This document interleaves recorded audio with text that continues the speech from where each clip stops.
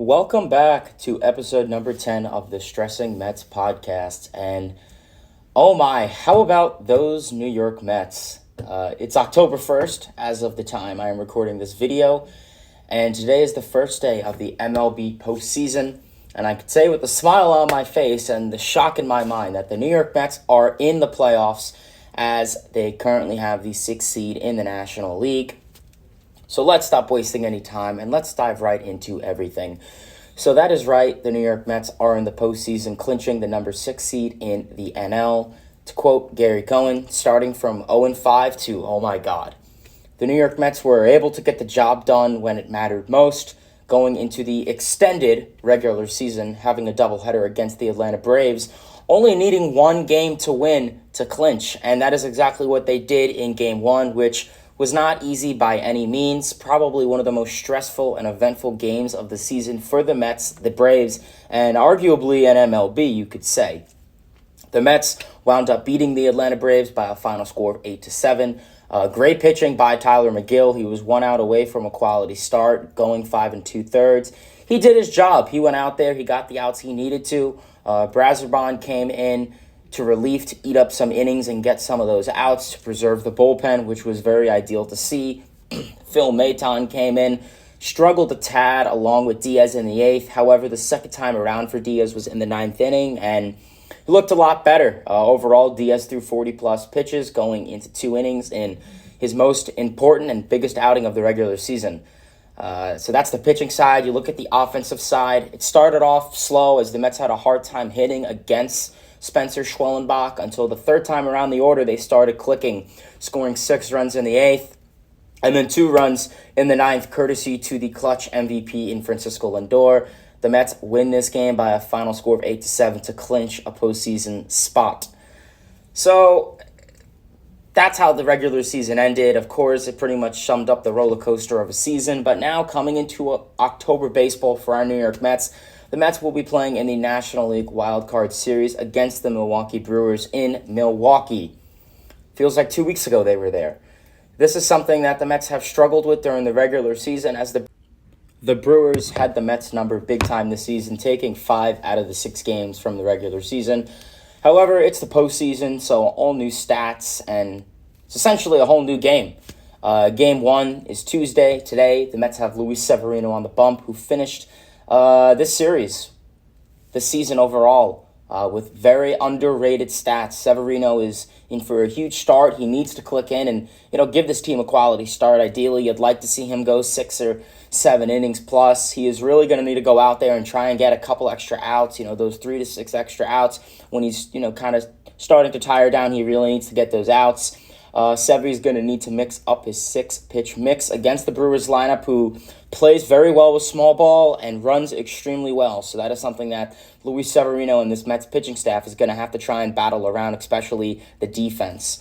The offense will be up against Freddie Peralta, who had a great season. So it comes to question, is this lineup going to show up or not? Huge eyes on Francisco Lindor, the rest of the core, Nimmo, Alonso, as well as the underrated supporting cast in your Harrison Bader's, your Tyrone Taylors. Can they get the job done? Game 2 is likely going to be a Manaea and a forced Game 3. Could you go with one of the 2 lefties and Quintana and Peterson? So it's really going to be a fun series to watch overall. I'm super excited to watch this series. I think it'll be a very underrated series in the postseason. Got to keep in mind the Milwaukee Brewers have only won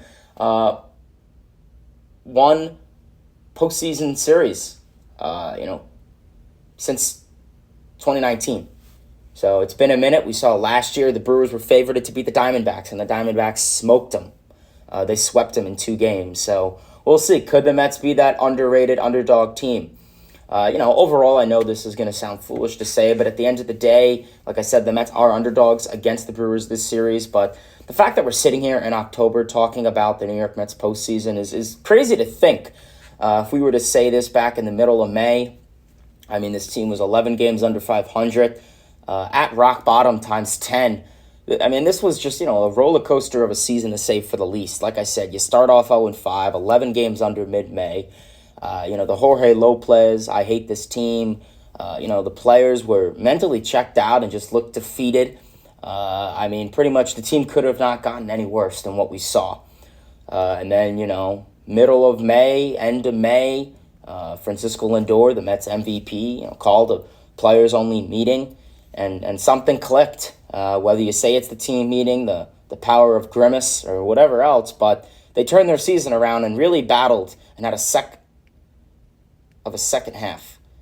So, really, regardless what happens this October, it's really great to see the Mets turn around a season where it looked like they were going to lose over 100 games, but in reality went out there and won 60 games more on top of what they had in the middle to end of May. So kudos to the team for turning it around. The offense and pitching really got the job done for the Mets this season. Like I said, the Mets do finish the regular season with a record posted at 89-73, which is a .549 winning percentage. So they got the job done. They got the job done. They got the tiebreaker against the D-backs. That was very much needed. When you look at the lineup, everyone kind of came to life and had their hot streaks at different parts of the season. It would have been crazy to see what this team could have looked like if everyone was clicking at once. But, we saw in the first half, Lindor really struggled, came alive, come in, June. Nimmo started off the season great, had a couple of slumps. Same with Alonso, same with McNeil, same goes with Bader, Tyrone Taylor. Really the whole lineup. JD Martinez could be the same argument could be made. Same with the pitching. But at the end of the day, they came to life when it really mattered most. And, I really have to say, you're proud of this New York Mets team. For a team going into this year, not many people expected the Mets to do much. They expected them to be a 70-75 win ball club similar to 2023, and they proved them wrong. And I think a lot of it could have not been done without the supporting cast and, a lot of the players of what they did this season. So tip of the cap to the Mets, turning their season around. You've only seen so many teams start off 0-5, 11 games under. And really the last team I think about could be that 2019 Nationals. Now, I'm not saying the Mets are going to go out and win the World Series as much as I would love that, but it goes to show you. The season with how Major League Baseball is in the postseason now, as long as you're around 500 come in the middle of September, that's all you need. And you saw with the Tigers, similar case. I would say they're the Mets of the American League, considering what they were. Maybe not as bad, but still. So, otherwise, I think it is going to be an exciting October for the New York Mets and around baseball.